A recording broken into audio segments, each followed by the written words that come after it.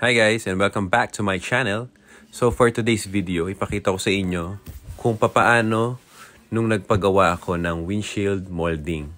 So bakit ba pinapalitan na windshield molding natin? Yung rubber molding dito sa ating windshield. Kasi ang nangyayari guys, pag may sira na yan, pumapasok na yung tubig sa part na to.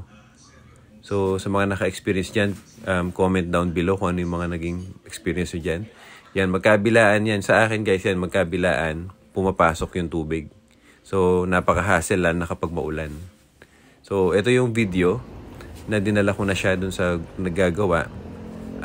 Yun nga lang, hindi ko na i-video guys yung first step na ginawa nila nung tinanggal nila yung windshield.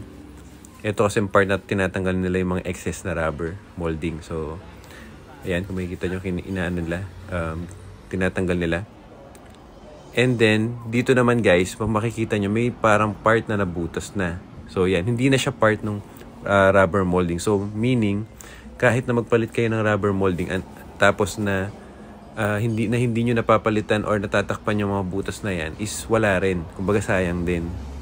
Mas maganda guys, yun nga, imamasilya muna yan. So, yun din yung ginawang step dito sa pagpapagawa ko ng windshield molding. So, unang step yan guys, papakita ko. Itong kabila, meron din. So, yan. Ang cost naman yan guys is nagkakaroon ng kalawang yung yung part ng sasakyan. And then pag nagkaroon ng kalawang over time, yun guys, magkakaroon ng butas. So yan, nilagyan na nila ng masilya. So yun, medyo maulan guys. Kung makikita nyo, napaka-init kanina. Pero ngayon, umulan. Kaya yan, siguro naka 10 minutes or 15 minutes pa lang na nagpapatuyo nung mga inilagay nila. So, yan. Ito guys naman, ito yung windshield na binaklas nila. So, yan. Makikita nyo. Ito yung loob na part. So, ngayon, ito naman yung part na guys na lalagyan nila nung rubber molding. So, ito yung papaikutan nila para dumikit yung windshield.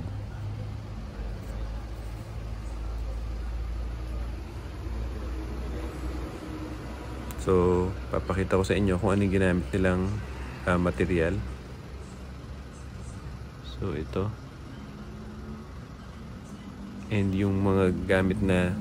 Ito guys kasi medyo critical kasi itong windshield. Kaya hindi ko na DIY kasi kailangan talaga dito guys may katulong kayo. Maliban sa may katulong, kailangan may mga gamit din kayo. Yan. So, medyo critical siya. Baka mamaya... imbis na makamura, mas mapamahal pag nabasag yung salamin. So, ang maganda lang dito sa pinagawa natin, na sa shop natin siya pinagawa, is may warranty siya.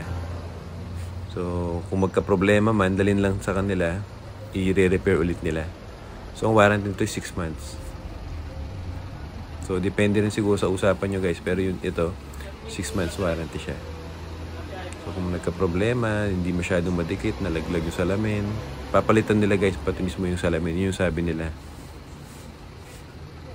So, yan guys, makikita nyo, nilalagyan na nila nung parang pandikit. Ito na yung pinaka magko-connect dun sa kaha ng sasakyan at yung windshield.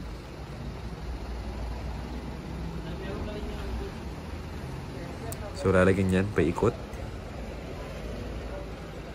And isa pa guys, kung mag-DIY kayo, kung titignan nyo, parang may mga technique na sila dyan eh. So, yun, kung pag-aaralan pa natin, matagal. And, yun, hindi naman sa dinidiscourage ko kayo mag-DIY nito. Pero, parang ganun na nga. Kasi nga, para sa akin guys, medyo critical kasi ito. Kasi nga, windshield. So, baka mas mapamahal kayo instead na mapamura. Right, yan, napakadumi ng ating sasakyan. Kasi tag-ulan talaga guys eh.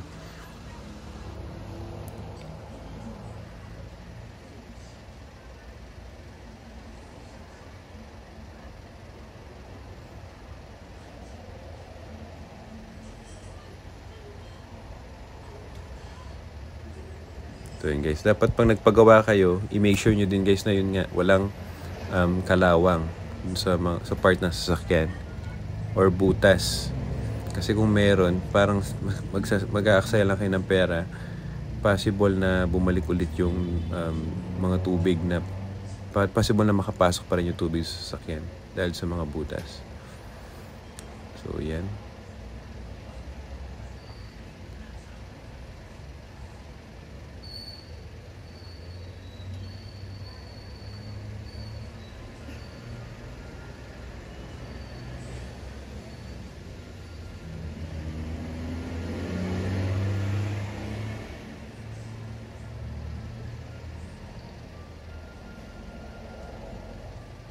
Guys, tapos na sila sa pagdidikit. And ngayon meron siyang parang iniipit. Ito kada, not sure kung kada kanto ba or chine-check niya.